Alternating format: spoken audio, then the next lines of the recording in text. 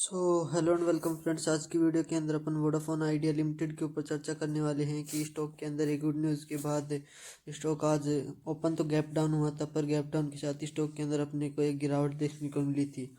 But अब वो गिरावट वापस से रिकवर कंपनी करती हुई नज़र आ रही है। आज अपन वोडाफोन आइडिया की कुछ टेक्निकल्स के ऊपर चर्चा करने वाले हैं कि स्टॉक क्या कुछ कर सकता है अपने टेक्निकल्स के अंदर। फर्स्ट आप देख सकते हैं कि स्टॉक के अंदर एक रेजिस्टेंस जो है फेस करने को मिलता है स्टॉक को, वो 8 रुपये का रेजिस्टेंस है। एंड जो गैप डाउन ओपनिंग के बाद जो कंपनी के अंदर अपने को गिरावट देखने को मिली थी, वो भी इसी कारण से थी कि स्टॉक ने अपने रेजिस्टेंस को टच करने के बाद स्टॉक में नीचे की तरफ सेलिंग देखने को मिली थी।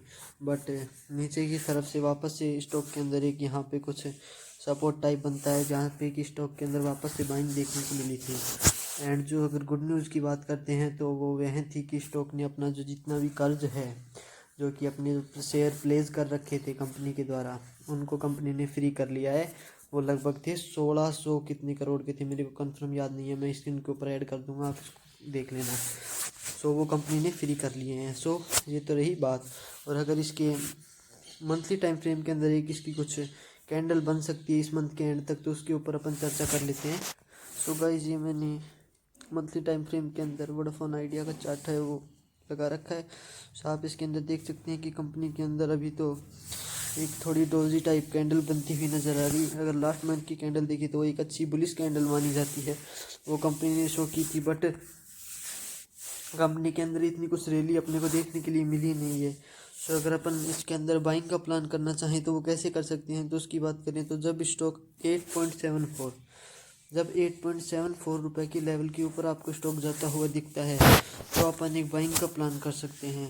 बट स्टॉक के अंदर जो टारगेट है वो अपने को छोटे छोटे टारगेट लेके ही चलना पड़ेगा, क्योंकि स्टॉक अभी इतना मजबूत नहीं ही हुआ है।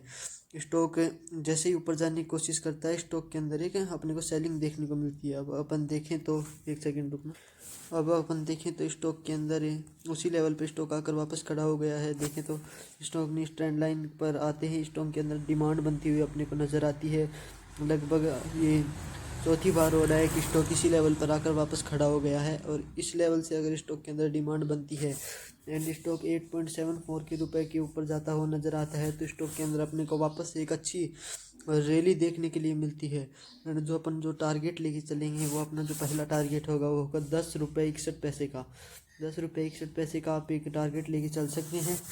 वैसे तो देखा जाए तो ये जो 100 डेज EMA की जो इंडिकेटर है, इसके द्वारा यहाँ पे कुछ थोड़ा स्टॉक स्ट्रगल करता हुआ नज़र आ सकता है, बट इतना कुछ है नहीं।